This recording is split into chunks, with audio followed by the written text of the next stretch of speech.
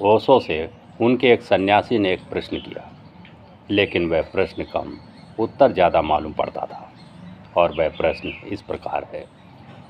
यह अथर्ववेद का वचन है तथा ब्राह्मण ग्रंथ में भी इसी प्रकार है। जिस दिन पूर्ण वैराग्य हो उसी दिन संन्यास ग्रहण करें, क्योंकि पूर्ण विद्वान जितेंद्रिय विषय भोग की कामना से रहित, परोपकार की इच्छा से युक्त जो पुरुष या स्त्री हो वह ही संन्यास ग्रहण करे।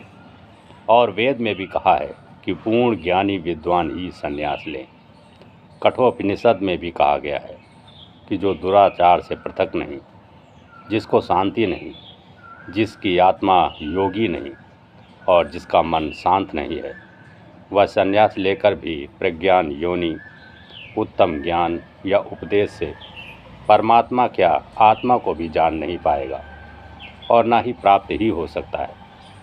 क्या आप ऐसे गुणों से युक्त स्त्री पुरुषों को संन्यास देते हैं? अगर नहीं तो अपने देश, जाति, व्यक्ति की संस्कृति नष्ट हो जाएगी। अतः उक्त गुणों से युक्त व्यक्ति को ही संन्यास दें, अन्यथा नहीं। और यह भी सत्य है कि जिस प्रकार गुण रहित डॉक्टर, प्रोफेसर आदि कार्य नहीं कर सकते, उसी प्रकार संन्यास का भी धर्म है। अगर गुण रहित है तो उसको संन्यास ना दें। ओशो कहते हैं, इसमें प्रश्न कहाँ है? इसीलिए मैं बड़ी चिंता में पड़ा कि उत्तर क्या दूँ, मगर उन्होंने कहा है कि उत्तर देने की कृपा करें।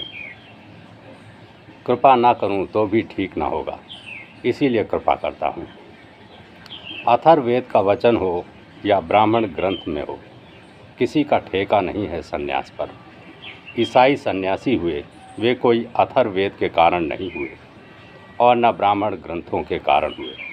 और मुसलमान सन्यासी हैं, फ़कीर हैं, और जैन सन्यासी हैं, और हिंदू सन्यासी हैं, और बौद्ध सन्यासी भी हैं। दुनिया में 300 धर्म है और 300 ही धर्मों की अपने अपने सन्यास की रूपरेखा है। अथर्ववेद की कोई तानाशाही है? ब्राह्मण ग्रंथों का क्या कोई ठेका है कि सन्यास की क्या परिभाषा होगी? मेरा सन्यास मेरी परिभाषा होगी। मेरा सन्यास हिंदुओं का सन्यास नहीं है। फिर हिंदुओं के भी कितने सन्यास हैं।